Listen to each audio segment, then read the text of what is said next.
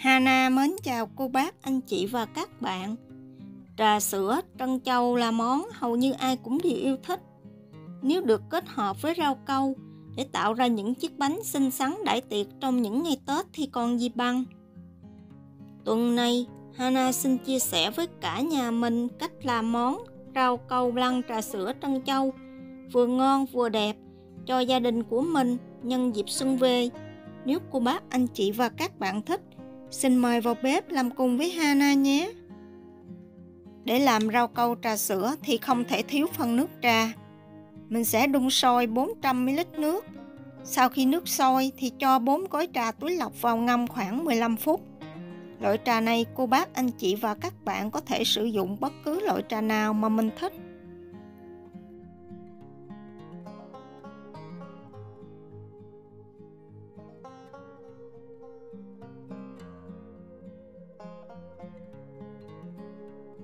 Sau 15 phút, mình sẽ loại bỏ xác trà và để cho nước thật là nguội.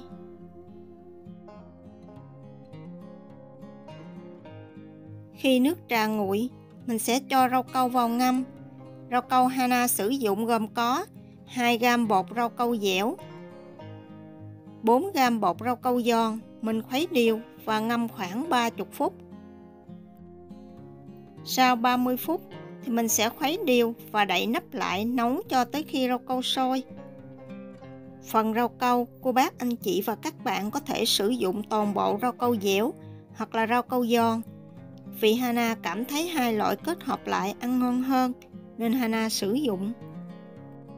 Khi rau câu sôi và tan hoàn toàn thì mình cho vào 100g đường cát khuấy đều. Và 100g sữa đặc có đường. Mình sẽ khuấy và nấu cho tới khi đường tan hoàn toàn thì mình tắt bếp.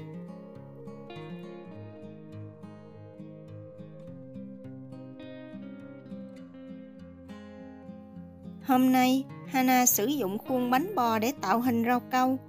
Cô bác, anh chị và các bạn có thể sử dụng bất cứ loại khuôn nào mà mình có nha. Mình sẽ lần lượt múc rau câu trà sữa cho vào khuôn. Mình chỉ múc khoảng 1/2 khuôn thôi, mình đừng có múc đầy quá. Để tạo phần lõm chính giữa trên mặt bánh, một chút mình múc thêm rau câu lăn cho vào, thì Hana sử dụng thêm một cái khuôn nhỏ. Cô bác, anh chị và các bạn không cần phải nhất thiết có khuôn giống như của Hana. Mình sử dụng khuôn hấp bánh lăng cũng được. Mình sẽ đặt khuôn lên trên phần rau câu, chế thêm một ít nước vào. Sao cho phần rau câu vừa tràn lên miệng khuôn bánh bò thì mình ngưng lại.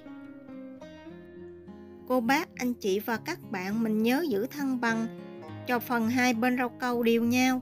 Mình đừng có để một bên lớn một bên nhỏ, một chút phần bánh ra nhìn không có được đẹp. Sau khi mình làm xong tất cả thì mình sẽ để cho nguội hoàn toàn. Trong thời gian chờ rau câu nguội thì mình sẽ làm phần rau câu blanc. Mình sẽ cho vào son 600ml sữa tươi loại không đường, thêm vào 3g bột rau câu dẻo, 5g bột rau câu giòn, khuấy đều và để khoảng 30 phút cho rau câu nở. Phần lăn hôm nay Hana không có sử dụng trứng gà nên mình sẽ dùng bột sư tử. Mình sẽ lấy 2 muỗng canh bột sư tử cho vào chén, thêm vào 5 muỗng canh nước, mình khuấy đều. Sau 30 phút thì mình sẽ cho phần bột này vào phần rau câu ngâm lúc nãy, mình khuấy đều và bắt lên bếp, đậy nắp lại nấu cho tới khi rau câu sôi. Vì phần rau câu này mình sử dụng sữa để ngâm nên cô bác, anh chị và các bạn khi nấu mình đừng có để sôi mạnh. Vì nếu sôi mạnh thì phần sữa sẽ bị lợn cợn nhìn không đẹp.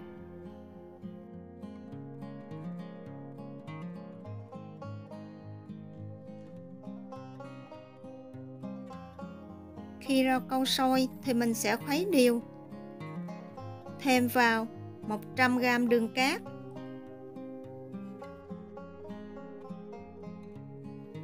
và 200ml nước cốt dừa. Mình sẽ khuấy đều, nấu sôi trở lại và đường tan hoàn toàn thì mình tắt bếp.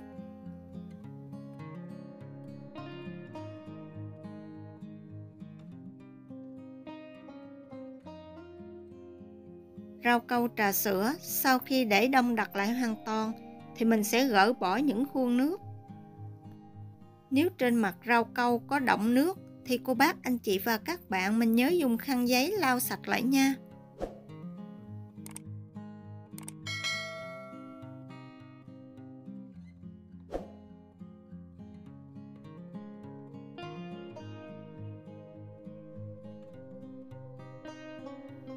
Để cho phần rau câu lăn được mịn mượt thì mình sẽ lọc phần rau câu này qua rây.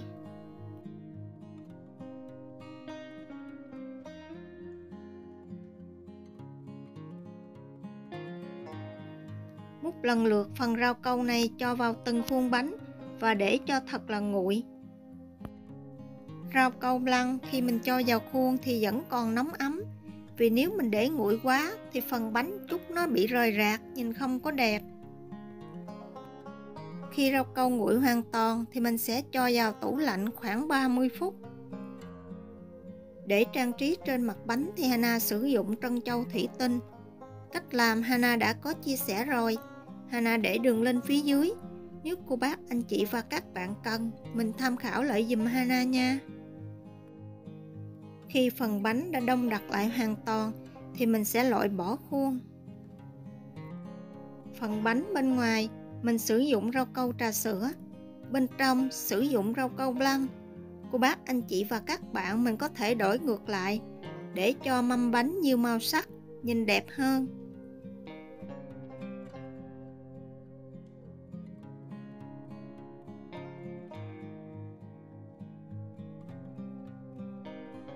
Mình sẽ trang trí một ít trân châu lên trên. Cô bác, anh chị và các bạn mình làm theo cách của Hana.